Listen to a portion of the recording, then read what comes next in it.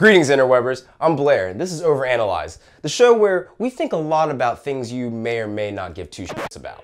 Today, we ask, what's happened to all the traditional heroes? In many of our favorite contemporary new TV shows and movies, characters don't show the same bold, invincible, noble character traits like Superman, Wonder Woman, those kind of things that we associate with a hero type. Instead, we have sociopaths like Dexter Morgan, meth dealers like Walter White, or really shady drug-slinging moms like Nancy Botwin. And we can throw that from Walking Dead in the mix too. You got it, Carl. It's okay, Carl. Carl. But are we suddenly drawn more to the anti-hero archetype, or do we find it easier to identify with a character that's flawed, similar to us? The ends justify the means. Common principle for any anti-hero's philosophy. And it kind of reflects how we make choices in our own life. Things I do for love. As humans, we're always weighing the pros and cons of any decision. And this may not be the characteristic we want the heroes in our favorite shows to display, but it's nice to have a character with limitations. That's because in reality, when shit hits the fan, people just deal with it. That could be a good t-shirt. That would.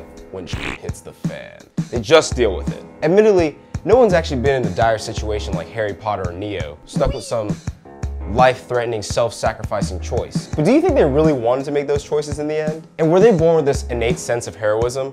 To be honest, Harry Potter rarely saved anyone throughout that entire series.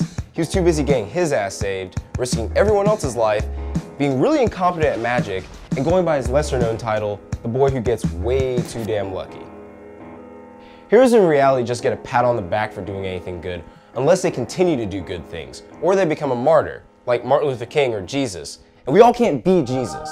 The impact of the anti-hero remained prevalent up until the 60s, when the hippie counterculture started spreading peace, love, tie-dye headbands, t-shirts, and probably lots of herpes and syphilis.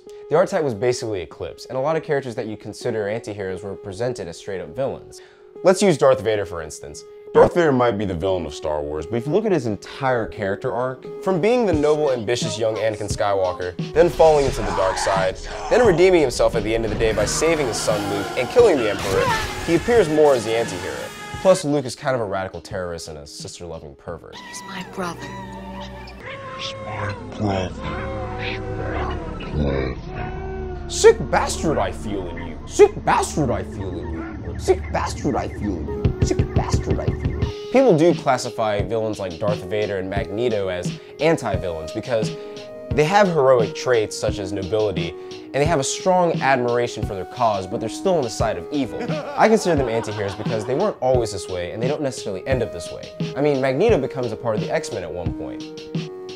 This is best seen in the show Breaking Bad, where Walter White, instead of taking lots of drugs like most people with cancer, decides to manufacture and sell drugs to support his family in the event of his death. But then he realizes that the trap game ain't as easy as it looks.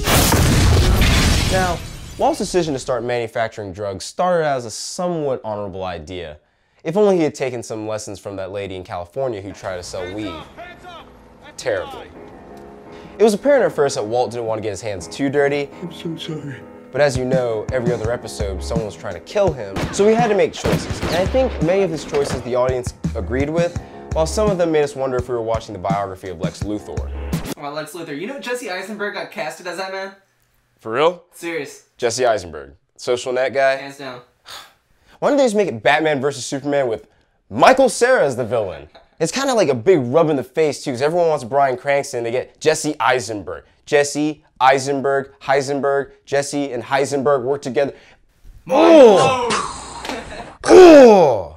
Warner Brothers. They must be run by Animaniacs, honestly, because they made such a crazy decision. And even if you hated the choices that Walt made, you were rooting for him deep down because you watch him overcome situations doing all that MacGyver-esque shit he does. I think that's why we appreciate these characters. They don't have superpowers or superhuman abilities or destined to be great based on some bullshit prophecy. And the prophecy states that you're the most important person in the universe. That's me. It's a character that mirrors the mortality of our own while exceeding the limits of a common person. Alright you guys, thanks for tuning into our first episode of OverAnalyzed. If you have any suggestions on any topics you want us to overanalyze, leave us a comment in the box below. We'll consider making it into a video. And don't forget to subscribe. Have you done it yet? It should be like in this corner or somewhere over here, but subscribe. Sick bastard I feel in you. This little shit was 9 at one time. Racing pod racers. He was 9 and tapped to wine.